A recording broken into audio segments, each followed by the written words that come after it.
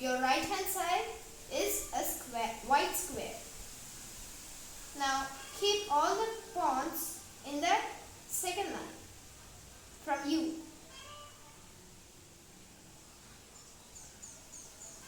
And take the rooks and place it at the corners. Next knights beside it. Then bishops after that. Then the king and a queen. The king should stand in his opposite color and the queen should stand in her color. Now I am going to show the movements of the coin. First let's start with pawn.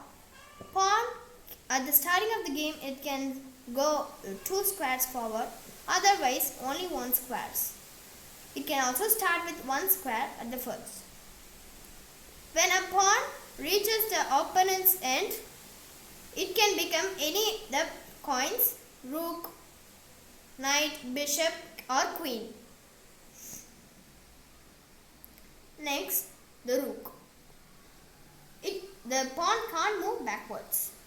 The rook can go horizontal or vertical or horizontal, forward and backward.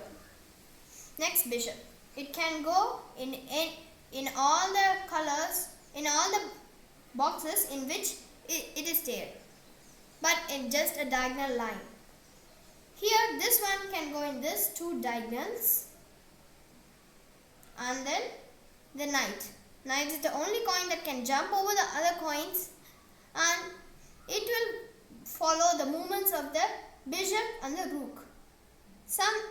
It will move first a bishop's move and then a rook. Then again a bishop, a rook. A bishop, a rook. Next, the queen. The queen has the power of the rook and the bishop. It can't go like knight, half bishop and half rook. It can go either in rook's way or in bishop's way.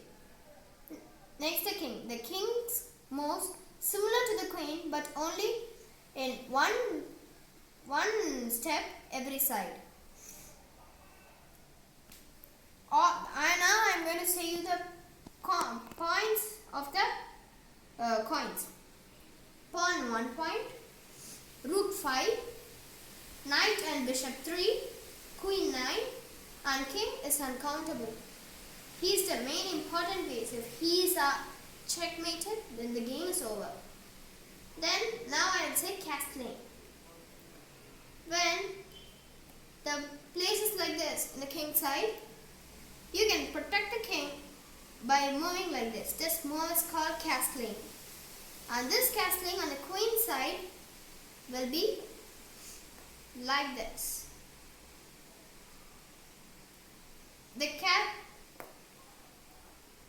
castling cannot happen if the rook moves one time and again come to the place.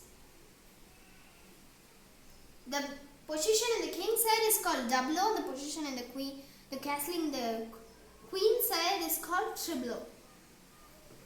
Thank you, friends.